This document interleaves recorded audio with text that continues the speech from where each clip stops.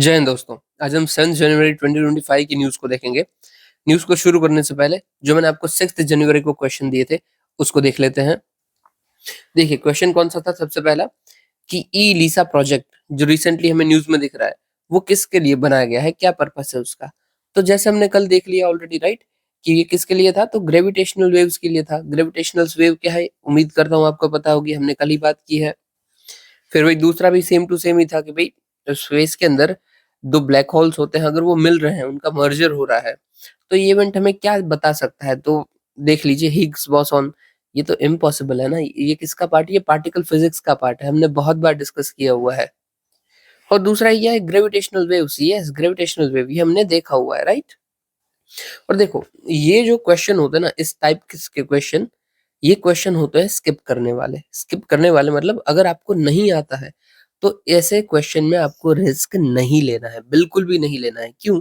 क्योंकि आपको ये क्वेश्चन आता नहीं है और 4 पॉसिबिलिटी आती है। तो यहाँ पे ना 50-50 में पहुँचना थोड़ा-सा हार्ड है और यहाँ पे एलिमिनेशन तो हो ही नहीं सकता है। तो अगर ऐसे क्वेश्चन आपको नहीं आते हैं, जो डायरेक्ट है, स्टेटमेंट बेस्ड है, डायरेक्ट ही है, तो आपको इग्नोर कर देना है और स्किप करना है, ओके?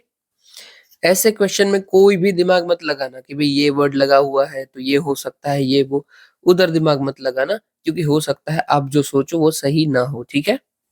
चलिए, अभी मेंस बेस्ड क्वेश्चन देख लेते हैं। 23 का क्वेश्चन था कि भई डिजिटलाइजेशन का स्टेटस क्या है इन इंडियन इकोनॉमी? और इसके साथ जुड़ी हुई प्रॉब्लम्स बताइए और उसके सजेशंस बताइए। तो देखो मार्क्स तो 10 मार्क्स का ही था, बट फिर भी इसके अंदर डायमेंशन 3 कवर है। सबसे पहले तो एक हमें ये स्टेटस बताना है, फिर उनकी 2 प्रॉब्लम आइडेंटिफाई करनी है और 3 में उसके हमें इम्प्रूवमेंट भी देने हैं, सजेशन क्या हो सकते हैं। तो ये क्वेश्चन हो जाते हैं ईज़ी टू आंसर, हमें बस पकड़ना होता है कि क्या पूछा है और डायरेक्ट बता देना है, एकदम ईज़ी। अभी सबसे पहले तो क्या है भई, डिजिटलाइजेशन ऑफ इकोनॉमी का हमें स्टेटस बताना है। ये क्वेश्चन कैसे अप्रोच हो सकता है? या तो आप स्टार्टिंग में जो इंट्रोडक्शन बताओ, उसी के अंदर बता दो कि भई ये होता है डिजिटलाइजेशन ऑफ इकोनॉमी। या फिर सेकंड क्या हो सकता है कि आपने कोई डेटा दे दिया, जो आपको कोई भी डेटा पता हुआ हो, वो डेटा आपने लिख दिया या फिर कोई रैंक लिख दी इंडिया की डिजिटल इकोनॉमी के अंदर, कुछ भी ऐसा। फिर भी तीसरी चीज़ यहाँ पे हम क्या लिख सकते हैं कि आपने डायरेक्ट डेफिनेशन लिख दी, डिजिटल इकोनॉमी किसको कही जाती है, ठीक है? ये डेफिनेशन आप लिख देते हो। एक और चीज़ हो सकती है करंट अफेयर बेस्ड, कि आपको और तो कुछ नहीं पता है बट करंट का कुछ डेटा आपको पता है कि भई रिसेंटली इंडिया ने डिजिटल इकोनॉमी के लिए ये स्टेप लिया हुआ है, तो आप वो लिख सकते हो। करंट का कोई भी डेटा अगेन चलता है, अगर वो डिजिटल इकोनॉमी के साथ कनेक्टेड है तो चलेगा। ओके, तो ये सब हो सकता है, पॉसिबल है। मैंने यहाँ पे क्या किया हुआ है, जो मैं मेरा हमेशा टारगेट यही रहता है कि सबसे ईज़ी जो अप्रोच हो, वो मैं अडॉप्ट करूँ और वही मैं आपको बताऊँ। तो यहाँ पे सबसे ईज़ी कौन था कि भई डेफिनिशन बता देना डिजिटल इकोनॉमी की, क्योंकि वो ईज़ी है। तो देखो वही बताई है कि डिजिटलाइज़ेशन ऑफ इकोनॉमी किसको बोलते हैं? तो भई जिस इकोनॉमी के अंदर हम अडॉप्ट करें डिजिटल टेक्नोलॉजीज़ को in economic processes and activities. Okay, done है? चलिए आगे देखते हैं। अभी हम स्टेटस बताएँगे कि क्या स्टेटस चल रहा है इन सब चीज़ों का। और हाँ, इससे पहले ना आप जो अंडरलाइन करो ना, अंडरलाइन करने में भी ध्यान दीजिए कि कौन-सी चीज़ को अंडरलाइन करनी है। अभी मैं यहाँ पे अगर ये पूरी अंडरलाइन करता ना, तो थोड़ा-सा अच्छा दिखता नहीं और लगता भी नहीं। अब करना क्या कायदे से सही है, जो मैंने किया हुआ है एक्चुअली में, कि भई अडॉप्ट करना डिजिटल टेक्नोलॉजी को इन इकोनॉमिक, उधर से पता चल जाएगा कि हाँ, मतलब तो यही है। फिर आगे मैंने जो भी लिखा हुआ, मतलब तो यही है ना एक्चुअली। अभी देखो स्टेटस, तो आप बोलोगे यार स्टेटस के लिए तो आपके पास डेटा होना चाहिए तभी लिख पाओगे, राइट? एक पहली बात तो हमने सारा डेटा किया हुआ है, हमने ये पता ही है, बहुत बार हमने न्यूज़ में कवर किया है। और दूसरी बात डेटा की ज़रूरत नहीं होती है, समझाता हूँ मैं कैसे, देख लीजिए। एक स्टेटस स्टेटस में मैंने 4 पॉइंट लिखे हैं, सबसे पहला पॉइंट कौन-सा है डिजिटल इकोनॉमी का, डिजिटल टेक्नोलॉजी का इंक्लूजन मतलब डिजिटल इकोनॉमी, तो भाई ई-कॉमर्स वेबसाइट हमारी रोज़मर्रा की ज़िंदगी में हम बहुत यूज़ करने लगे हैं। ये इंटरनेट के थ्रू चल रही है ना, तो डिजिटल इकोनॉमी का पार्ट है। फॉर एग्ज़ाम्पल अमेज़न, क्या यहाँ पे कोई भी डेटा की ज़रूरत पड़ी? नहीं पड़ी। जबकि मैंने क्या किया, जो मैं एक्चुअली यूज़ कर रहा हूँ अपनी ज़िंदगी में, उसी को लिख दिया। फिर भी डिजिटल यूनिकॉर्न्स के राइज़ हो रहे हैं। यूनिकॉर्न क्या होता है सबसे पहले तो, कोई भी कंपनी जो उसका रेवेन्यू है वो 100 करोड़ के ऊपर चला जाता है, ठीक है? तो उस कंपनी को हम यूनिकॉर्न बोलेंगे। तो रिसेंटली हम देख रहे हैं ना कि बहुत सारी कंपनीज़ है, जैसे कि ज़ोमैटो, उनका रेवेन्यू 100 करोड़ से भी ऊपर चला गया है, तो अभी हम इसको क्या बोलेंगे? यूनिकॉर्न्स बोलेंगे। तो वही ये भी डिजिटल इकोनॉमी का पार्ट है ना, क्योंकि ज़ोमैटो किसके थ्रू चलता है? इंटरनेट के थ्रू चलता है, डिजिटलाइज़ेशन के थ्रू तो चलता है। तो अगेन ये लिख दिया। फिर मैंने लिखा कि इंटरनेट यूज़र्स हमारे यहाँ पे बहुत ज़्यादा है। जैसे मुझे पता था कि नहीं 950 मिलियन के आसपास है। क्यों? क्यों मुझे पता था? मैंने ऐसे रफ डेटा याद रखा हुआ है कि 1 बिलियन हम हुए नहीं हैं, उससे कम है। और भाई 40-50 कम है, तो मैं लिख सकता हूँ ना कि ऑलमोस्ट 950 मिलियन इंटरनेट यूज़र।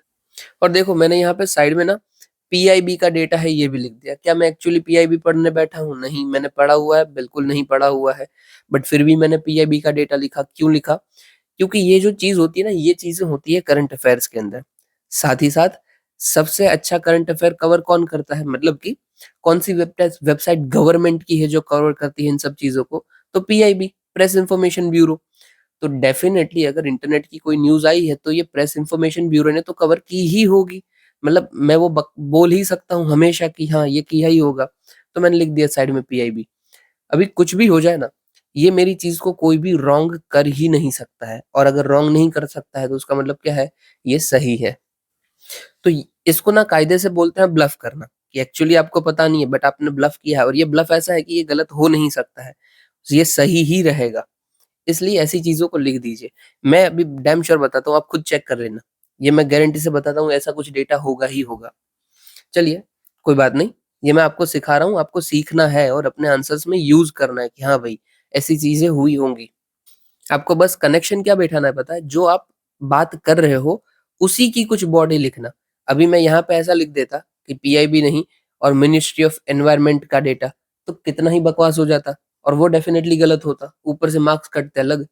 तो आप जो लिखो ना, वो रेलेवेंट होना चाहिए। जैसे देखो यहाँ पे मैंने लिखा कि रिसेंटली हमने रिकॉर्ड किया है कि 10 ट्रिलियन जितने ट्रांज़ैक्शन कर रही है, ट्रांज़ैक्शन, ठीक है? और ये किसका डेटा है? ये आरबीआई का डेटा है। क्या यहाँ पे भी ब्लफ किया? नहीं, यहाँ पे ब्लफ नहीं किया। यहाँ पे मुझे पता था कि आरबीआई का डेटा है और हमने 10 ट्रिलियन ट्रांज़ैक्शंस कर लिए हैं। ओके? आपको आना चाहिए ब्लफ करना भी, आप कैसे कर रहे हो, आप झूठ भी कैसे बोल रहे हो इंटेलिजेंट वे में। जैसे कि एक एग्ज़ाम्पल के थ्रू बता दूँ मैं, कि समझ लीजिए मुझे फॉरेस्ट में आग लग रही है, उसका चीज़ बताना है। तो मुझे कौन-सी बॉडी यूज़ करनी चाहिए या फिर कौन-सी रिपोर्ट यूज़ करनी चाहिए? तो भई स्टेट फॉरेस्ट सर्वे, ठीक है? स्टेट फॉरेस्ट सर्वे क्या? स्टेट ऑफ फॉरेस्ट रिपोर्ट, इसको मुझे यूज़ करना चाहिए। क्योंकि उसमें आग की बात तो होती ही होती है, तो अगर मैं करने वाला हूँ तो उसी को यूज़ करूँगा। और अगर ये रिपोर्ट का मुझे याद नहीं है, तो मैं अगेन आग की बात है ना, तो मिनिस्ट्री ऑफ एनवायरनमेंट फॉरेस्ट को यूज़ कर सकता हूँ। कीजिए भई। तो देखो ये एक डायमेंशन हो गया स्टेटस का, ठीक है? और देख लेना ये मैंने डिज़ाइन से थोड़ा स्टेटस लिखा है, अगर आप लिखते हो तो कोई डिज़ाइन्स अगर आपको आ रही है तो उसको अडॉप्ट कीजिए। फिर प्रॉब्लम्स लिखी हुई है, क्या-क्या प्रॉब्लम होती है आप खुद दिमाग लगाइए। अगर डिजिटल इकोनॉमी हम यूज़ कर रहे हैं तो कितनी प्रॉब्लम आती है। सबसे पहले तो आपका पैसा जा सकता है, प्राइवेसी जा सकती है। अगर आपको आता नहीं है तो आप कर ही नहीं पाओगे। ये सब नॉर्मल इश्यूज़ है, ठीक है? तो यही मैंने लिखे हुए हैं कि भई साइबर थेफ्ट बढ़ रहे हैं। जैसे कि अगेन रिसेंट का हमारा डेटा था कि हमने 11,000 करोड़ रुपए गँवा दिए थे, मतलब वो चोरी हो गए थे साइबर फ्रॉड के थ्रू। और ये भी किसका डेटा है? तो आरबीआई का डेटा है। ये भी अगेन मुझे याद था, ठीक है? क्योंकि हमने ये कवर किया हुआ है आरबीआई की रिपोर्ट में, इसलिए ये दोनों चीज़ें हमें याद थी। फिर भी वायोलेशन ऑफ प्राइवेसी राइट्स हो सकता है, जैसे कि पेगासस सॉफ्टवेयर का केस था। अभी देखो ये मैंने अभी तक आपको बताया हुआ नहीं है पेगासस सॉफ्टवेयर, क्योंकि थोड़ी-सी पुरानी बात है। इन शॉर्ट ये पेगासस सॉफ्टवेयर है ना, ये एक इज़राइल का सॉफ्टवेयर है, और ये सॉफ्टवेयर इतना पावरफुल था, अभी भी है पर यूज़ नहीं होता है। 2-3 2 साल नहीं, 1 साल 2 साल पहले की बात है। इज़राइल ने ये सॉफ्टवेयर बनाया था, इज़राइल की कोई कंपनी ने, और ये सारी गवर्नमेंट्स को बेचा था। सब की सब गवर्नमेंट को, और गवर्नमेंट उसका यूज़ क्या कर रही थी? अपने सिटीज़न के ऊपर वॉच रखने के लिए। आपका कोई मतलब नहीं है कि आईफ़ोन है या एंड्रॉयड है, ये सॉफ्टवेयर उधर चलेगा। आप क्या बात कर रहे हो, किससे बात कर रहे हो, सब कुछ आपका टैप हो सकता है, ठीक है? पूरा का पूरा। तो ये प्राइवेसी का राइट्स का वायोलेशन है, राइट? और ऐसा कब हो सकता है? जब मैं फ़ोन यूज़ कर रहा हूँ तो ही हो सकता है, अगर मेरे पास फ़ोन ही नहीं है तो क्या ही वायोलेशन? तो वायोलेशन होता है violation of privacy and it's rights. आप चाहो तो यहाँ पे प्राइवेसी राइट्स का कौन-सा लिख सकते हो? आर्टिकल 21 लिख सकते हैं, क्योंकि इवन व्हेन इकोनॉमी का क्वेश्चन है, हमें कोई मना नहीं करता है कि आप ये फंडामेंटल राइट मत लिखो। फिर तीसरा point policy and governance issues है, जैसे कि भाई डिजिटल डिवाइड पड़ी हुई है, इंटरनेट कनेक्शन काफ़ी जगहों पे नहीं है, टैरिफ के चार्जेस बड़े हाई हैं।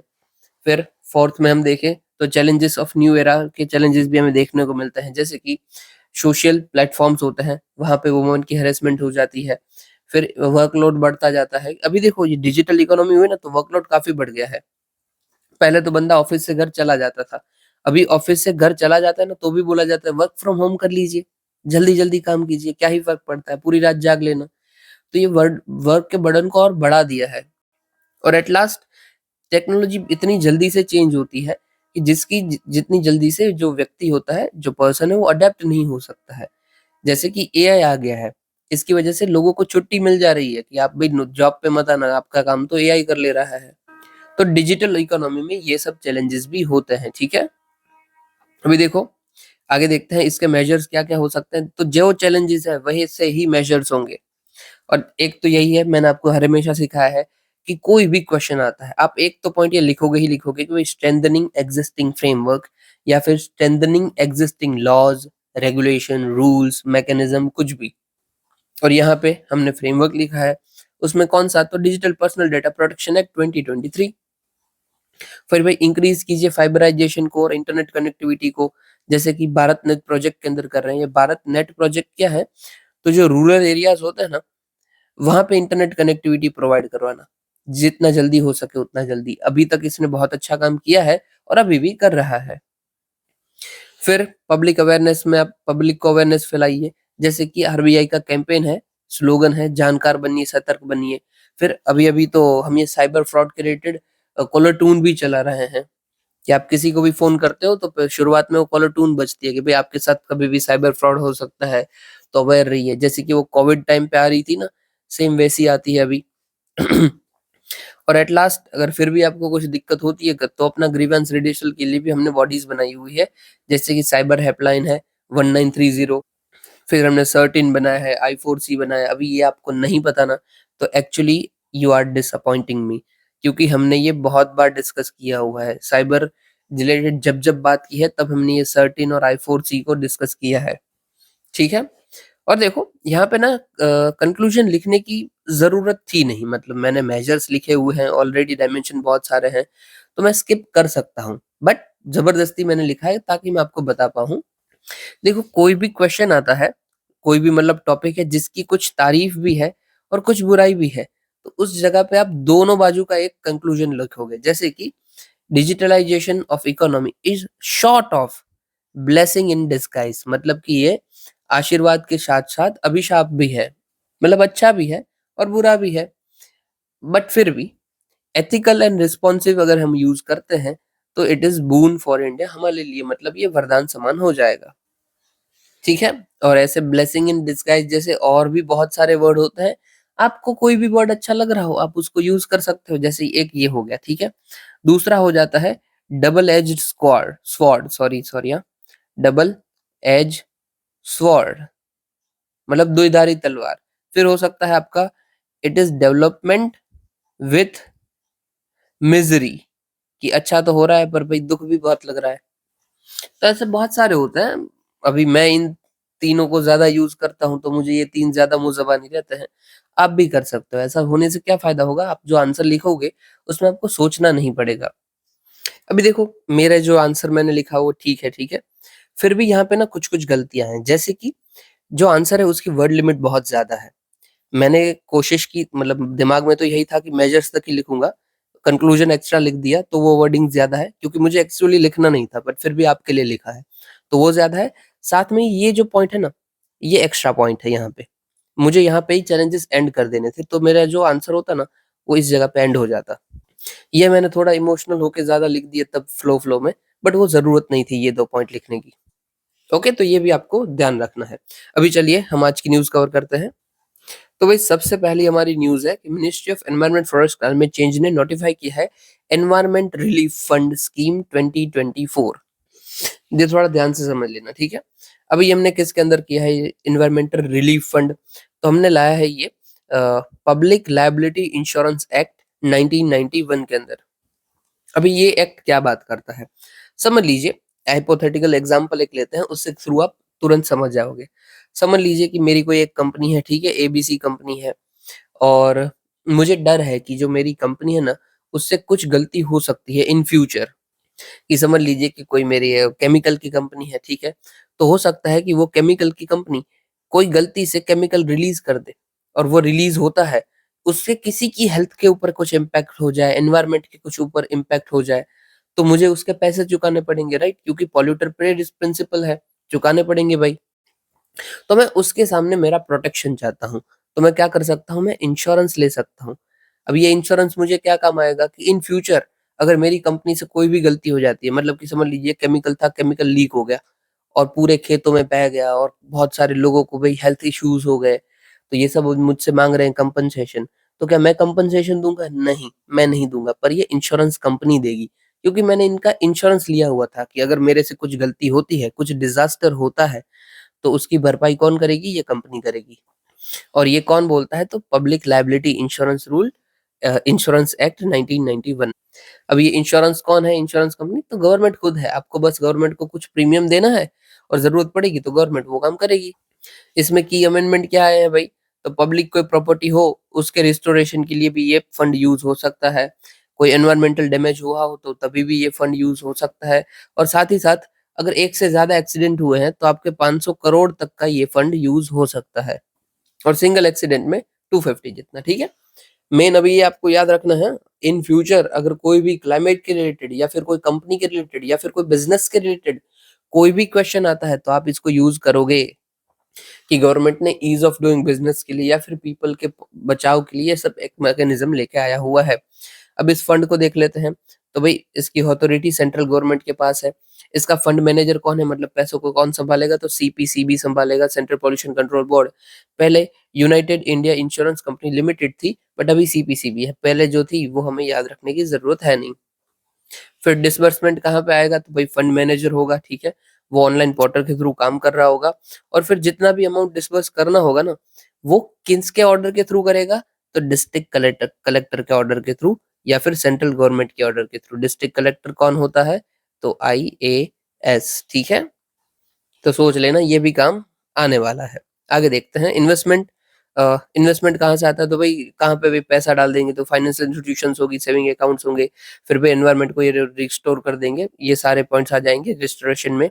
और at last account relief fund होगा, वो इंडिपेंडेंट होगा, मतलब सॉरी, अकाउंट रिलीफ जो फंड है, उसमें इंडिपेंडेंट ऑडिटर्स नियुक्त किया जाएगा कि जो कि उसको चेक करेगा कि इसमें कुछ चीटिंग तो नहीं चल रही है ना? क्योंकि हो सकता है कि समझ लीजिए डिस्ट्रिक्ट कलेक्टर जो है, आईएएस भाई हैं अपने, वो करप्ट हो जाते हैं, उनकी दोस्त की कंपनी है, वो बोलते हैं कि भई तू केमिकल रिलीज़ कर दे, हम ऐसा प्रिटेंड करेंगे कि जो नुकसान हुआ है ना, वो 100 करोड़ का हुआ है और फिर मैं उसको अप्रूव कर दूँगा। और फिर हम दोनों 100 में से 50-50 खा जाएँगे। पॉसिबल है, राइट? तो इसका कोई ऑडिटर तो होना चाहिए ना कि ये फंड यूज़ कैसे हो रहा है, कहाँ पे हो रहा है। तो उसके लिए एक ऑडिटर नियुक्त किया जाएगा, जो कि कौन करेगा? सेंट्रल गवर्नमेंट कराएगा एज़ पर रिकमेंडेशन जो भी पैनल सीएजी अपने देंगे, कंट्रोलर ऑडिटर जनरल उनके अंदर, ठीक है? ये जो सीएजी होता है ना, ये एक पैनल बनाएँगे, मतलब समझ लीजिए इनकी पैनल में इन्होंने बोला कि ये 3 लोग हैं भई मेरी पैनल में। इस 3 में से जिसको आपको ऑडिटर बनाना है उसको बना दीजिए। तो जो सेंट्रल गवर्नमेंट होगी वो मैंडेटरी उन्हीं 3 में से उस किसी को ऑडिटर बनाएगी और वही चेक करेगा। ठीक है? ये किसके लिए? तो ट्रांसपेरेंसी एंड अकाउंटेबिलिटी बनी रहे उसी के लिए है। चलिए फिर नेक्स्ट न्यूज़ है कि भई ओएनडीसी प्राइम मिनिस्टर जी ने रिलीज़ सॉरी उसके 3 साल कंप्लीट हुए हैं इसलिए न्यूज़ में था। सबसे पहले तो ओएनडीसी क्या है भई? Open network for digital commerce, okay. अभी समझ लीजिए ये ना गवर्नमेंट का इनिशिएटिव था, इतना सक्सेसफुल नहीं रहा जितना उम्मीद थी, बट अच्छा ही है, अभी भी काम कर रहा है। इसमें भी इन लोगों ने क्या सोचा था कि जैसे भाई ज़ोमैटो है, स्विगी है, फिर अमेज़न है या फिर इवन मेडिकल भी है।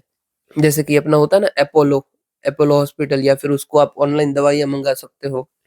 फिर इवन टैक्सी की बात है जैसे उबर है। इन शॉर्ट जितनी भी सर्विसेज़ हैं, जो ऑनलाइन अवेलेबल है, जो आप मोबाइल के थ्रू एक्सेस करते हो, इन सारी की सारी सर्विस को देने वाले इन शॉर्ट कौन होते हैं? दुकानदार ही होते हैं, ठीक है? कोई ना कोई सेलर होता है और कोई ना कोई बायर होता है और इन केस किसी सर्कमस्टेंसेस में कोई ट्रांसपोर्टर भी हो सकता है कि कोई बीच में आपको ट्रांसपोर्ट करने वाला भी है।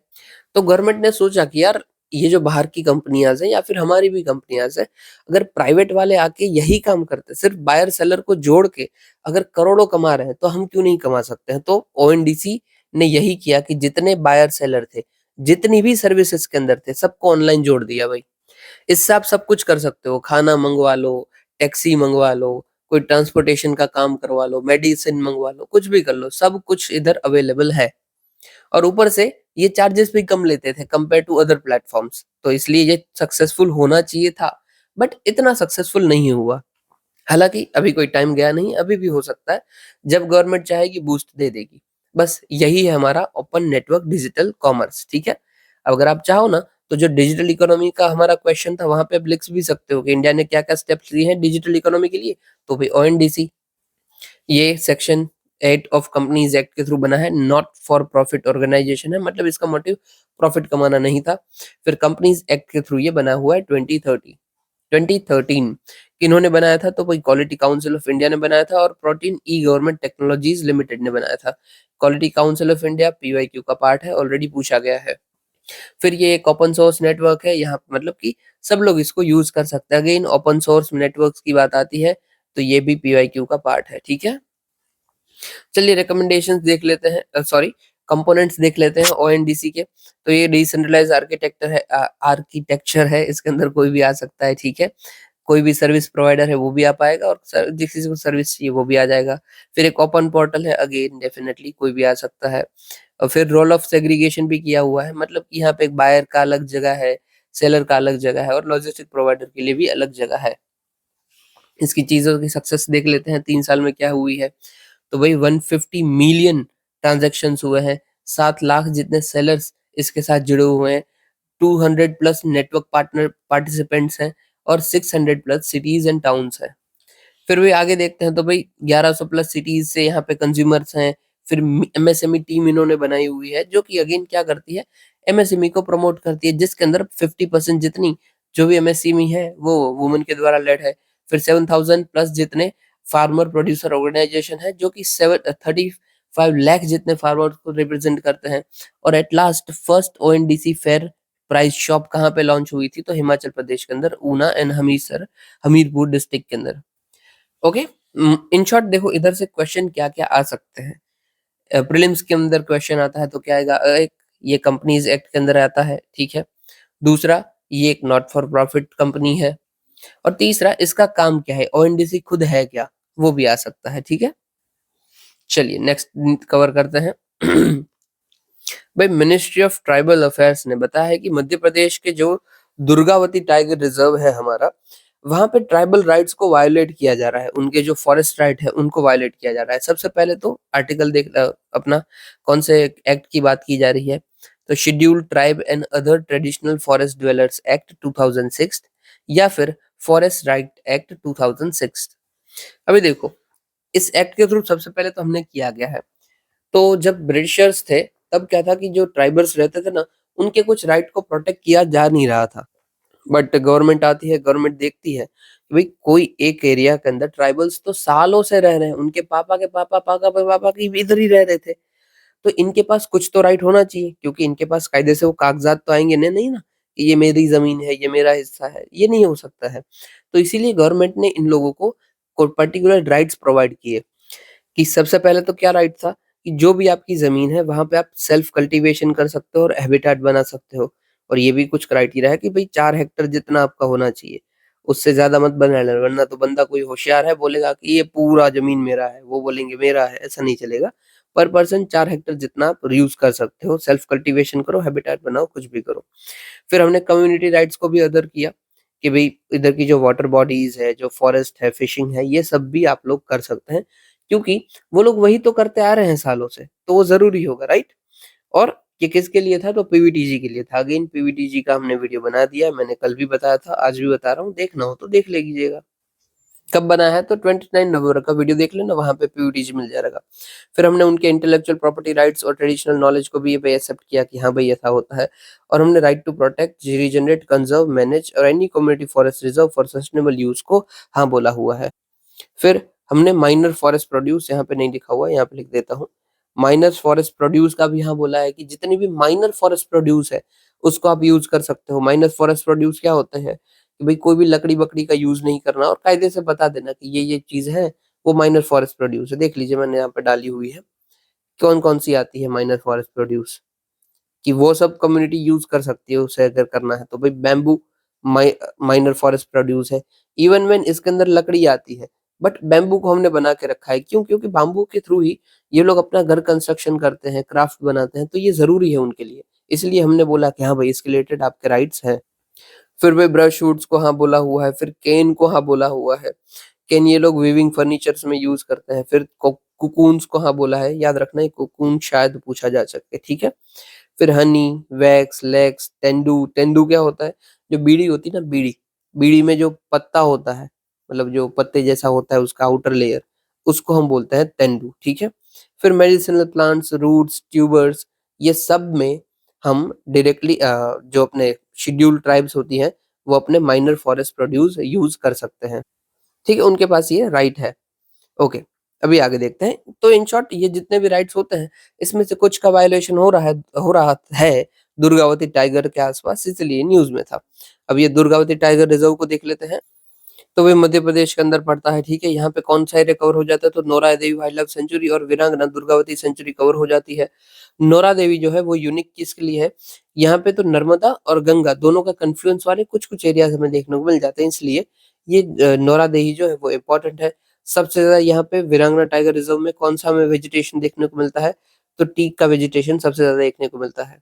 अभी देखो अगेन टाइगर रिजर्व जो है वो न्यूज में है, तो हमारा हर बार की तरह फर्ज है कि हम फिर से टाइगर रिजर्व निकालें और देख लें। देख लीजिए टाइगर रिजर्व है और मध्य प्रदेश का है, तो हम क्या करेंगे, जितने भी मध्य प्रदेश के हैं उन सबको याद रख लेंगे। जैसे कि देखो ये माधव जो है ना, वो अब तक प्रॉपरली बना हुआ नहीं है, बट उसकी बात चल रही है, सून ये बनने वाला है, इसलिए मैंने उसको स्टार मार्क किया हुआ है। तो देखो हमने जो मध्य प्रदेश है वहां पे 9 टाइगर रिजर्व देखने को मिलते हैं। हमने ग्रुप बनाए हुए हैं। एक तो भाई कान सॉरी, पेन थोड़ी छोटी कर लेता हूँ। सबसे पहले पहला है हमारा कान्हा, और फिर है राधा। राधा मैं बोल रहा हूँ, एक्चुअली कौन सा है पता है? राता पानी है, राता, राता पानी, पर मैंने उसको कर दिया राधा। तो भाई कान्हा और राता। फिर है माधव और दुर्गा, माधव दुर्गा, ये भी दोनों का ग्रुप हो जाएगा, ठीक है, माधव और दुर्गा। फिर हमारा लास्ट ग्रुप बनेगा संजय और पन्ना का, संजय, पन्ना। और ये फिर तीनों साथ में पेंच बांध रहे थे, साथ पेंच बांधा। इट कॉल्ड फॉर सतपुरा, पेंच और बांधवगढ़।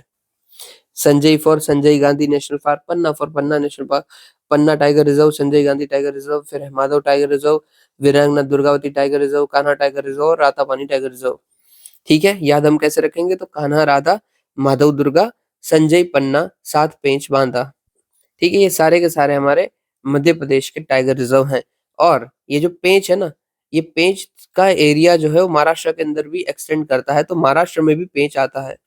अभी टाइगर रिजर्व की बात करें तो भाई टाइगर रिजर्व का जो कोर एरिया होता है, ये पूरा टाइगर रिजर्व, इसमें जो एकदम सेंटर में इंपॉर्टेंट एरिया है, उस एरिया को क्या बोलते हैं? तो क्रिटिकल टाइगर हैबिटेट बोलते हैं, जो कि वाइल्ड लाइफ प्रोटेक्शन एक्ट 1917 के एक्ट के थ्रू हम घोषित करते हैं। और ये टाइगर हैबिटेट था, ठीक है, तो हमने डब्ल्यूपीए से घोषित किया। अगर ये वाइल्ड लाइफ हैबिटेट है, normal critical wild life habitat, तो उसको हम किसके थ्रू देखेंगे? तो फॉरेस्ट राइट एक्ट के थ्रू देखेंगे। फिर भाई पूरे वर्ल्ड की 80% टाइगर पॉपुलेशन हमारे यहाँ पे, और टाइगर रिजर्व कैसे नोटिफाई करता है? तो भाई स्टेट गवर्नमेंट पहले रिक्वेस्ट करती है एनटीसीए को, नेशनल टाइगर कंजर्वेशन अथॉरिटी को। फिर national tiger conservation authority report examine करेगी और सब कुछ देखेगी, और वो बताएगी मिनिस्ट्री ऑफ एनवायरनमेंट को कि हाँ भाई कर देना चाहिए। फिर मिनिस्ट्री ऑफ एनवायरनमेंट रिकमेंड करेगी स्टेट गवर्नमेंट को भी हाँ कर दीजिए, और एट लास्ट स्टेट गवर्नमेंट होगी वो नोटिफाई करेगी पर area as a tiger reserve. ठीक है, आज ना दूसरे भी हम दो कर लेते हैं, केरला के कर लेते हैं, कि परम्बिकुलम और दूसरा है पेरियार, दैट्स इट। चलिए अभी हम आगे बढ़ते हैं, हमने ये तो कर लिया है। फिर है global water monitor consortium release global water monitor 2024 report. Okay, in short ना जितना भी वाटर है ना अर्थ के अंदर, वो सबकी यहाँ पे बात की गई है। सबसे पहले तो वही वाटर साइकिल की बात की गई है। तो वाटर साइकिल क्या होती है? कि पानी का इवापोरेशन होना, सॉलिड लिक्विड गैस के अंदर कन्वर्ट होना, और वापस जो था वो घूमते रहना, साइकिल है ना। साइकिल कैसे आएगी? कि पानी सबसे पहले इवापोरेट हुआ, इवापोरेट हुआ तो बादल बन गया, बादल बन गया तब कंडेंस हुआ, पानी बन गया और पानी बन के वापस नीचे आया, तो ये साइकिल चलती रहती है। तो वही water cycle is movement of water in all it's phases, it's called solid, liquid and gaseous. Water cycle liquid water की कैसे काम करती है, तो वही लिक्विड वाटर इवापोरेट होता है वाटर वेपर के अंदर, फिर कंडेंस होता है क्लाउड के अंदर और प्रेसिपिटेट करता है back to earth with the form of rain, ठीक है। और हाँ, कुछ जगह पे अगर ठंडा है तो ये स्नो भी हो सकता है। अभी देखो कुछ कुछ state of water cycle report की बात करें तो जो वाटर रिलेटेड डिजास्टर है वो बढ़ चुके हैं और इसकी वजह से 8,700 जितनी डेथ हो चुकी है। फिर 40 मिलियन जितने पीपल डिस्प्लेस हो चुके हैं और हमारा इकोनॉमी का कितना नुकसान हो गया है, तो 550 यूएस डॉलर जितना। और हाँ, यूएस डॉलर मतलब बिलियन डॉलर, ठीक है।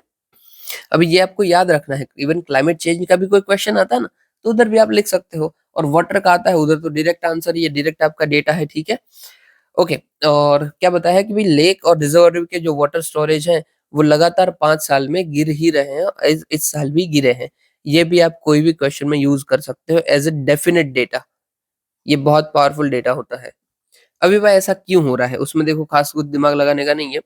इंटेंसिफिकेशन हो रही है जो वाटर साइकिल है उसकी, फिर सीवर स्टॉर्म्स आ रहे हैं, उसकी वजह से भी जो वाटर साइकिल की फ्रीक्वेंसी है, ड्यूरेशन है, फिर बारिश है, उन सब में फर्क पड़ रहा है। फिर ड्रॉट्स आ रहे हैं बहुत सारी जगह पे, इसीलिए भी ऑफ कोर्स पानी कम हो रहा है। और ये अपना लेक्स, वाटर स्टोरेज कैपेसिटर्स हो, उन सब में से कम हो सकता है। फिर सी लेवल राइज भी हमारा हो रहा है।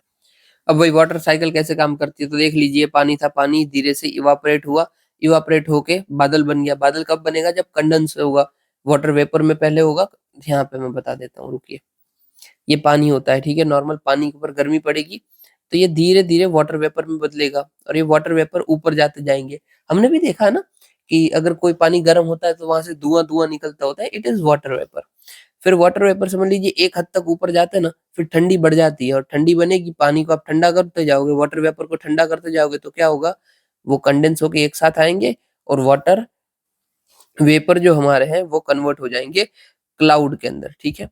अभी क्लाउड भी अपने अंदर मॉइस्चर स्टोर करके रखेंगे, पर एक हद तक ऐसा आ जाएगा कि एक कंडेंसेशन न्यूक्लियाई फॉर्म होगा और क्लाउड भी फिर आगे से आगे जो भी है वो मॉइस्चर होल्ड नहीं कर पाएंगे, तब वो कर देंगे बारिश। और इस बारिश को हम बोलते हैं प्रेसिपिटेशन, ठीक है। तो भाई evaporation, condensation and precipitation. Evaporation मतलब लिक्विड का गैस में ट्रांसफॉर्म होना, फिर कंडेंसेशन मतलब जो जितना भी गैस वैस है उसके मॉलिक्यूल को स्ट्रॉन्ग करना, एक साथ होना, और प्रेसिपिटेशन मतलब उसका बह जाना, दैट्स इट। ये सब आपको आता ही होगा, ये मैं खामखा बता रहा हूँ। चलिए अभी देखते हैं, आर्मी ने लॉन्च किया है mission to rescue miners trapped in coal mine in Assam. सबसे पहले तो देख लीजिए क्या चीज होती है। रिसेंटली हुआ क्या था, जो असम का एरियाज था और मेघालय के यहाँ पे जो बॉर्डर करता है, वहां पे रेड हॉल माइनिंग चल रही थी और उसमें पानी भर जाने की वजह से 8-9 लोग फंस चुके थे। तो इसलिए न्यूज में था सबसे पहले, रेड हॉल माइनिंग क्या होती है, ये बहुत इंपॉर्टेंट है और बहुत जगह पे होती है, इसलिए जान लो पहले। कि देखो अर्थ के अंदर, ये अर्थ का सरफेस समझ लीजिए, हम बड़े बड़े गड्ढे खोदते हैं, ऐसे एकदम ही माइनिंग करनी है ना। माइनिंग कैसे होती है, एकदम गहराई में अर्थ के अंदर जाना है, फिर ऐसा हम गड्ढा खोल के रखते हैं, फिर ना अर्थ के अंदर ऐसे माइनिंग, ऐसे रोड बनाते हैं, रोड मतलब अपना टनल्स बनाते हैं, ठीक है। ऐसे अलग अलग जगह पे, हो सकता है कैसे भी बनाई हो। और ये इतनी पतली पतली होती है ना कि एक बार में एक ही इंसान इसके अंदर घुस पाएगा। और फिर एक एक करते करते जाते जाते जाते फिर उसका आसपास जो एरिया होगा उसको तोड़ते तोड़ते जाएंगे और फिर जो मिनरल मिलेंगे उसको हम कंजर्व कर लेंगे, कलेक्ट कर लेंगे। तो यही जो हम सीधा जाके ऐसा टेढ़ी-मेढ़ी जो हॉरिजॉन्टल लाइंस बना रहे हैं, जिसके अंदर हम जा रहे हैं, आपने कोई भी यार माइनिंग वाली पिक्चर देखी हो ना तो आपको पता होगा। मैंने देखी हुई है एक अमिताभ बच्चन की, तो मुझे पता है कि ऐसे बड़े-बड़े रास्ते ही होते हैं, जैसे कुछ है ही नहीं और उसको आपके अंदर जाना है और फिर करते रहनी है माइनिंग। पर ये इलीगल होता है। आप खुद सोचिए कितना ज़मीन के अंदर है और आपने बस एक लंबा खड्डा बना के रखा है, दैट्स इट, और वहाँ पे आप धीरे-धीरे माइन कर रहे हो। अब समझ लीजिए कि बारिश आती है तो क्या होगा? सबसे पहले बारिश आते ही सबसे पहले ये भर जाएगा। पॉसिबल है कि आपकी डेथ भी हो जाए, ठीक है? आपकी माफ़ करना, आपकी डेथ मतलब हो सकता है कि जो भी अंदर पर्सन है उनकी डेथ भी हो जाए। फिर ऐसी जो माइन्स होती है ना, इन माइन में कई बार बहुत सारे गैसियस केमिकल्स भी होते हैं। आपको पता तो नहीं होता है किसी को भी, अगर हम अंदर जाते हैं, जैसे ही अंदर पहुँचते हैं और वो गैस रिलीज़ हो जाता है और वो गैस रिलीज़ की वज़ह से बहुत सारे लोगों की हेल्थ के ऊपर इम्पैक्ट पड़ता है और कई बार तो डेथ भी हो जाती है। और कई बार हमें नए-नए वायरसेस भी मिल जाते हैं, जो कि पूरा पेंडेमिक भी बन सकता है। और समझ लीजिए कोई भी अर्थक्वेक आता है या फिर कोई स्लम्स आते हैं, तो इन सब में तो बचने के चांसेस ही नहीं रहे, राइट? तो इसीलिए हमने रेट होल माइनिंग को बंद करके रखा था कि ज़मीन के अंदर जो आप ये हॉरिज़ॉन्टल रास्ते जैसा बना दे रहे हो और उसमें माइन करते रहो, इट इज़ इल्लीगल, ठीक है? फिर भी रेट होल माइनिंग प्रैक्टिस होती है और मोस्टली मेघालय के अंदर होती है। देख लीजिए उसकी डेफिनेशन, तो digging narrow tunnels usually 3 to 4 feets where worker enter and exit extract coal, okay. अभी रेट होल माइनिंग के अंदर ना हम ज़्यादा चिल्ड्रंस को क्यों रहते हैं? क्योंकि अगर चिल्ड्रन ले लें तो उनकी हाइट कम होगी, पोटेंशियल ज़्यादा होगा और जो हमें टनल्स बनानी पड़ेगी वो भी छोटी-छोटी बनानी पड़ेगी।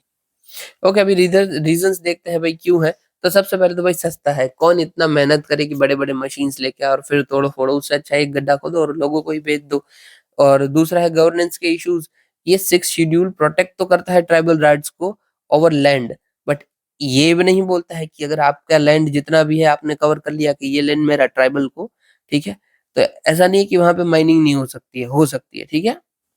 पर फिर भी दिक्कत क्या है कि यहाँ पे जो ट्राइबल लोग हैं वो ये नहीं समझते हैं, वो तो बोलते हैं हमारी ज़मीन है, हम जो भी करें हमारी मर्ज़ी। इसलिए भी थोड़ा-सा टसल हो जाता है और हम बोलते हैं कि भई माइनिंग को ही बंद कर दो इसलिए बात खत्म हो जाए। ये जो गवर्नमेंट ने बोला है कि ह मेरी ओनरशिप है हर जगह पर, वो किस एक्ट के थ्रू? तो नेशनलाइज़ेशन एक्ट 1973 के थ्रू। लीगल स्टेटस क्या है? तो भाई एनजीटी ने बोल करके रखा है कि भाई रेड होल माइनिंग को हम बंद कर रहे हैं और सुप्रीम कोर्ट ने भी बोला है कि हाँ भाई बंदी पड़ी हुई अच्छी है। रेड होल माइनिंग के कॉन्सिक्वेंसेस क्या हो सकते हैं? तो चाइल्ड ट्रैफिकिंग हो सकती है क्योंकि चाइल्ड को ही भेजा जाता है ज़्यादातर। फिर कैविंग या फिर फ्लडिंग्स हो सकती है, फिर हज़ार्डस इमिशन हो सकता है जैसे कि मीथेन, सल्फर डाइऑक्साइड्स के और water contamination and soil degradation भी पॉसिबल है। चलिए अभी यहाँ पे देखते हैं कि यूएस ने रिमूव किया है इंडिया को from entities list to strengthen nuclear partnership. Okay, सबसे पहले तो एंटिटी लिस्ट क्या होती है भाई? तो कोई भी टेररिज्म के चलते weapon of mass destruction programme के अंदर ऐसी सब चीजों का भी यूज नहीं कर सकते हो। इनका सब ध्यान रखता था कौन? तो यूएसए ध्यान रखता था। और भाई इन्होंने इस लिस्ट के अंदर इंडिया को डाला हुआ था कि भाई आप वेपन ऑफ मास डिस्ट्रक्शन का यूज करोगे तो बहुत दिक्कत हो जाएगी। आप टेररिज्म को सपोर्ट कर सकते हो तो पॉसिबिलिटी है कि वो दिक्कत हो जाएगी।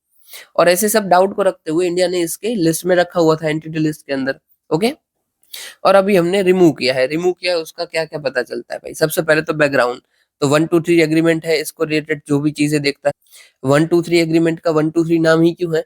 तो भाई यूएस का एटॉमिक एनर्जी एक्ट 1954 है।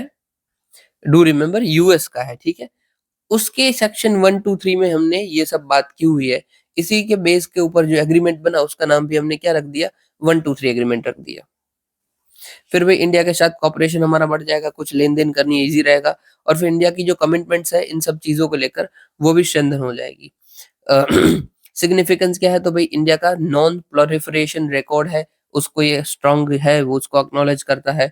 फिर एनकरेज करता है इंडिया को कि भई वो एक्सेप्ट करे इंटरनेशनल सेफगार्ड्स को और इंडिया की कमिटमेंट है जो न्यूक्लियर सप्लाइड ग्रुप्स के अंदर इवन व्हेन वो मेंबर नहीं है तब उसको रिकॉग्निशन मिलता है। ठीक है? तो जो ऑलरेडी इंडिया करके रखा है ना, उसमें सब अच्छा-अच्छा दिखेगा कि हाँ भाई बहुत बढ़िया, बहुत बढ़िया। और इसके की चैलेंजेस क्या-क्या हैं? तो भाई हमारा ही न्यूक्लियर डैमेज एक्ट है, जो कि 2010 में आया था। और दूसरा हमारा है नॉन एनपीटी मेंबरशिप कि हम एनपीटी के मेंबर नहीं है, फिर भी अच्छे से काम करते हैं। ओके, तो हम किस-किस के मेंबर हैं भाई? देखो मैंने यहाँ पे लिखा हुआ है कि मेजरली 4 ग्रुप हैं। एक है हमारा ऑस्ट्रियन ग्रुप जो कि बायोलॉजिकल और केमिकल वेपन को कंट्रोल करता है। फिर है हमारा वासेनार एग्रीमेंट जो कि टेक्नोलॉजी और कन्वेंशनल आर्म्स को प्रोटेक्ट करता है। कौन-सी टेक्नोलॉजी? तो डुअल यूज़ टेक्नोलॉजी। और फिर लास्ट है हमारा एमटीसीआर। एमटीसीआर क्या स्टैंड करता है? तो missile a, technology and control regime, yes yes, missile technology and control regime. तो उसको ये कंट्रोल करता है। तो ओके, इसके अंदर क्या आएगा? तो मिसाइल की बात है तो मिसाइल्स आएँगी और साथ ही साथ वेपन्स ऑफ मास डिस्ट्रक्शन भी आ सकते हैं। और लास्ट हमारा है एनपीटी या फिर nuclear supply group, nuclear proliferation treaty और न्यूक्लियर सप्लायर ग्रुप। इंडिया ये सब क्या देखता है? तो भाई न्यूक्लियर वेपन्स को देखता है। इंडिया इसका मेंबर नहीं है, बाकी ये तीनों के तीनों है, उसका मेंबर है। तो देखो हल्का सा मैं आपको याद करवा देता हूँ, ऑस्ट्रेलियन ग्रुप पूछा जाता है। तो ए है ना, ए फॉर ऑस्ट्रेलियन ग्रुप, तो उसके साथ भी क्या आएगा, बीसी आएगा।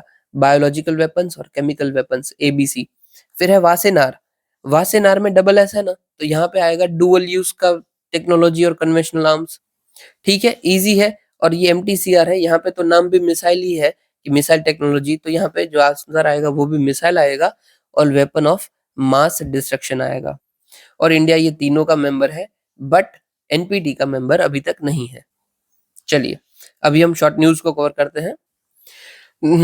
चलिए यहाँ पे देख लीजिए, सेंट नरहरि तीर्थ। सबसे पहले तो भाई इनकी जगह कहाँ पे है, तो इनकी जगह है हम्पी में, चक्र तीर्थ एट हम्पी। और ये कौन सी रिवर के बाजू में है, तो रिवर तुंगभद्रा के बाजू में है। ठीक है, अभी देखते हैं, ये जो सेंट नरहरि है वो द्वैत वेदांत फिलोसॉफी में मानते थे। ये द्वैत फिलोसॉफी भी किन्होंने दी हुई है, तो माधवाचार्य ने दी हुई है। द्वैत फिलोसॉफी मतलब, द्वैत का मतलब होता है दो, दो मतलब कि दो एंटिटी की यहाँ पे बात हो रही है कि दोनों अलग अलग है। ठीक है, तो द्वैत में हम क्या बोलेंगे, डुअलिज्म। और ये दो एंटिटी कौन कौन सी है, तो भाई एक है ब्रह्मन और एक है अपना आत्मन। और ब्राह्मण में कौन होता है, ब्राह्मण मतलब गॉड और आत्मन मतलब ह्यूमंस। ठीक है, ह्यूमंस या फिर अपनी सोल। तो देख ले, द्वैत की बात है, इसीलिए ये डिसाइपल भी किनके थे, तो माधवाचार्य के डिसाइपल थे।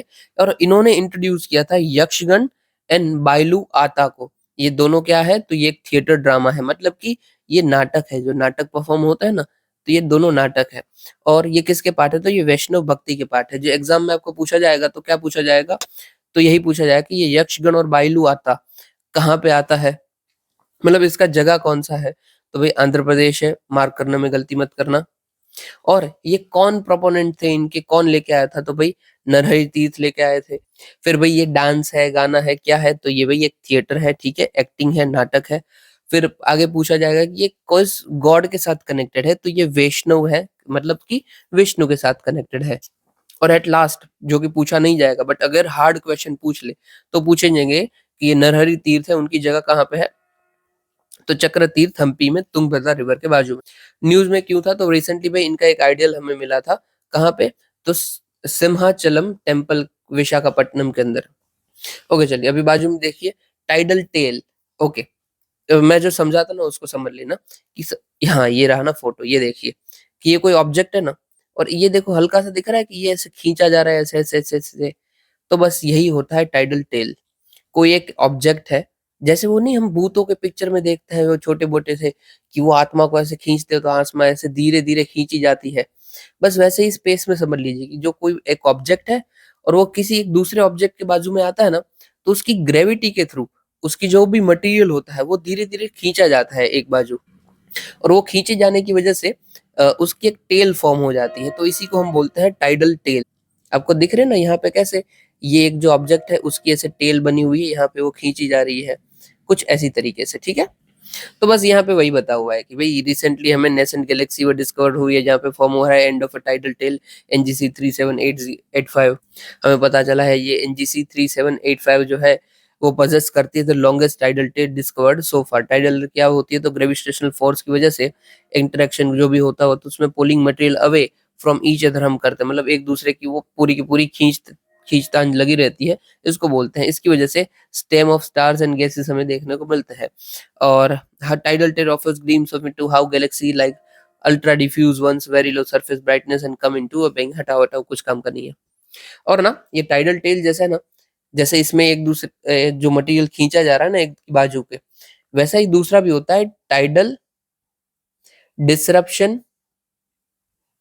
Disruption event. इसमें क्या है कि दो बड़े ऑब्जेक्ट एक दूसरे को खींचे जा रहे हैं, वैसे ही कोई एक स्टार है समझ लीजिए, या फिर कोई ऑब्जेक्ट है, वो एक बड़े ब्लैक होल के यहाँ पे पहुंचता है या फिर कोई न्यूट्रॉन स्टार के यहाँ पे पहुंचता है, तो धीरे धीरे वो पूरा का पूरा खत्म होता जाता है। मतलब इसमें जैसे ये खींचा जा रहा है ना, समझ लीजिए ये खींचना शुरू ही रहे शुरू ही रहे शुरू ही रहे, तो एकदम खत्म हो जाएगा ना। ऐसे ही अगर वो धीरे धीरे खत्म हो जाता है कोई भी स्टार या फिर कोई भी ऑब्जेक्ट, तो उसको हम बोलेंगे टाइडल डिसरप्शन इवेंट। जैसे यहाँ पे टाइडल फॉर्म हो रही थी ना, टाइडल मतलब पूंछी समझ लीजिए, टाइडल टेल फॉर्म हो रही है और ये ऐसा दिख रहा है, तो यहाँ पे टाइडल से वो पूरा का पूरा डिसरप्ट हो जाएगा, खत्म हो जाएगा, तो उसको टाइडल डिसरप्शन इवेंट बोलते हैं। अभी देखो एग्जाम में आपको ऐसा कुछ आएगा ना, तो आप ऐसा समझोगे कि कुछ टाइड के साथ कनेक्टेड है, कुछ वाटर की बात चल रही है, ओशन की बात चल रही है, बट डू रिमेम्बर यहाँ पे टाइडल का मतलब क्या है, तो ये स्पेस का बात है। तो टाइडल टेल पूछा जाता है या फिर टाइडल डिस्ट्रप्शन इवेंट पूछा जाता है, आपको वही लिखना है, ठीक है। आप ये फोटो से उम्मीद करता हूँ कि आप समझ तो गए होंगे मैं क्या बोलने वाला था, और नहीं समझे तो भाई फिर से थोड़ा सा देख लीजिए या फिर कोई यूट्यूब में सर्च कर लीजिए, कोई आपको शॉर्ट मिल जाएगा, आप तुरंत ही समझ जाओगे।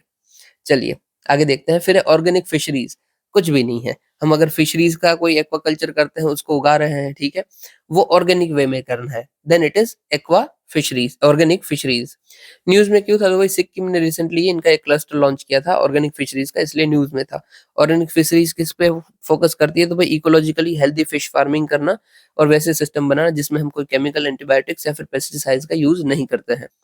ये ऑर्गेनिक फिशरीज किसके अंदर हमें प्रमोट करनी है, तो भाई प्रधानमंत्री मत्स्य संपदा योजना है, इनके अंदर प्रमोट करनी है, जिसका मेन हमारा गोल है ब्लू रिवॉल्यूशन लेकर आना, blue revolution related to water, water के थ्रू हम बहुत अच्छा काम करेंगे। फिर यहाँ पे है बनिहाल पास, तो भाई जम्मू कश्मीर में हमें ये देखने को मिलता है। कौन से रोड पे है ये, NH44 पे है। NH44 सबसे बड़ा नेशनल हाईवे है इंडिया का, ठीक है। अभी देखो बनिहाल पास की बात आई हुई है, तो हम दूसरे पास भी देख लेते हैं। यहाँ पे हमारा बनिहाल पास है, ठीक है, देख लीजिए यहाँ पे पड़ रहा है ये वाला। इसके ऊपर कौन सा पास आता है, तो पीर पांजाल पार, और उसके भी ऊपर बुर्ज हिल, ठीक है, और बीच में यहाँ पे एकदम सेंटर में पड़ता है आपका जोजिला पास। तो बस ऐसे हम याद रखेंगे, B P B, और यहाँ पे जो आपका P और B है, वहां पे बीच में आपका Z, ऐसे, ठीक है। बाजू में हम राइट साइड बाजू आते हैं, तो सबसे ऊपर हमें मिलता है काराकोरम, फिर जोजिला बीच में आ चुका है, फिर आता है हमारा बारा लच्छाला, राइट हैंड बाजू बारा लच्छाला, फिर आता है रोहतांग पास, शिपकिला पास, और नाथुला। नाथुला को थोड़ा अवॉइड करो 2 सेकंड के लिए। शिपकिले के बाद आपका नीति पास। तो यहाँ पे क्या हो जाएगा, KBRSN, ग्रुप में याद रखेंगे, KBRNSN, ठीक है। आपको इतना भी याद होगा ना तो भी बहुत हेल्प मिल जाएगी एग्जाम के अंदर, यकीन मानिए, आपको पता भी नहीं होगा ये कि भाई ये इतने छोटे समय ये काम आ गया। फिर हम south east, sorry, north east बाजू आते हैं, तो सिक्किम के अंदर हमारा मिल जाता है हमें जेलेप्ला एंड नाथुला, ठीक है, जेलेप्ला एंड नाथुला। और फिर अरुणाचल के अंदर हमारा है बॉमडिला। और देखो ये मैं बता दूंगा, मैंने ये बहुत कम लिखे हुए हैं, पासेस बहुत ज्यादा है, बट मैंने जो सबसे बड़े बड़े हैं ना, कम कम वही लिखे हुए हैं, क्योंकि बहुत सारे लिखने जाओ तो कितना भी मेहनत कर लो याद भी कम रहता है और उतना हो भी नहीं पाता है। अभी देखो साउथ वेस्ट में आ जाते हैं हम, तो यहाँ पे हमारा याद आता है थाल घाट, भोर घाट, पाल घाट, और सेंकोटा पास, ठीक है। ये तो वैसे भी याद रह जाएगा, थाल भोर पाल और सेंकोटा, थाल भोर पार सेंकोटा, ठीक है। ये सारे हमारे इंडिया के मेजर पासेस है। चलिए अभी आगे देखते हैं। दूसरी न्यूज है, पासेस कहाँ पे थे हम, बनिहाल पास, यस। फिर है रेस्ट्रिक्शन ऑन फॉरेन मूवमेंट, तो इन शॉर्ट फॉरेनर्स एक्ट 1946 और फॉरेनर्स ऑर्डर 1948 यही बात करता है कि कोई भी फॉरेनर है वो इंडिया के अंदर आया है और उसने कुछ क्राइम किया हुआ है, उसके ऊपर क्रिमिनल चार्जेस लगे हुए हैं, तो वो इंडिया छोड़ के नहीं जा सकता है। कोई ऐसा नहीं बोल सकता है कि मेरा वीजा खत्म हो गया अब मुझे जाने दो, ये वो कुछ नहीं होगा, आपके ऊपर चार्जेस लगे हुए हैं, आप कहीं पे भी नहीं जा सकते। फिर यहाँ पे आगे देखते हैं। अभी देखो ये फॉरेनर एक्ट आपको याद रखना है और फॉरेनर ऑर्डर्स भी आपको याद रखना है, ठीक है। फिर आगे है स्टील PLI 1.1। सबसे पहले PLI स्कीम क्या होती है, तो फुल फॉर्म ही क्या है, प्रोडक्शन लिंक इंसेंटिव स्कीम, कि आपको ना क्राइटेरिया दिया जाता है कि भाई इतना भाई माल आप प्रोड्यूस करोगे, फिर जो भी प्रोड्यूस हुआ है उसमें से उतना एक्सपोर्ट करोगे, जो प्रोड्यूस कर रहे हो उसकी प्रोसेस ये होनी चाहिए, या फिर ऐसी कुछ कुछ क्राइटेरियाज होते हैं। उस क्राइटेरिया को अगर आप मैच कर रहे हो, ठीक है, तो आपको कुछ इंसेंटिव मिल जाता है, इसीलिए क्या है, प्रोडक्शन लिंक इंसेंटिव, इसी को बोलते हैं PLI स्कीम। तो यही PLI स्कीम हम स्टील के लिए ऑलरेडी लेके आए आए हुए थे और इसको थोड़ा सा हमने अपडेट किया है, इसलिए हमारा है PLI स्कीम 1.1 फॉर स्टील। कब तक ये काम करेगा, तो भाई 29-30 तक ये काम करेगा। इसके अंदर 5 प्रोडक्ट है, जैसे कि प्लेटेड स्टील है, एलॉय है, steel wires, electric steel, strength steel, speciality rails, ये सब हटाइए, वो हमारे काम का भी नहीं है। इन शॉर्ट स्टील सेक्टर के लिए हम ये लेके आए हैं, ठीक है। फिर है उजाला योजना, ये तो आपको पता होगा, इवन मेरे घर में भी जो बल्ब लगे हैं वो कोई कोई उजाला के ही हैं। क्या होता है कि तो आप अपनी ना आजू-बाजू की जो भी डिस्कॉम है, मतलब जहाँ से भी आपका बिल आता है, वहाँ पे आप जाइए और बता दीजिए कि भई मुझे उजाला का बल्ब दीजिए, तो आपको बल्ब मिल जाएगा। ये जो बल्ब होता है वो एक एलईडी बल्ब होता है और काफ़ी सस्ता आपको देते हैं। यह योजना जो है ये हम किसके लेके आए थे, तो प्रमोट एनर्जी एफिशिएंसी लेके आए थे, क्योंकि एलईडी बल्ब होता है, वो कम पावर यूज़ करता है।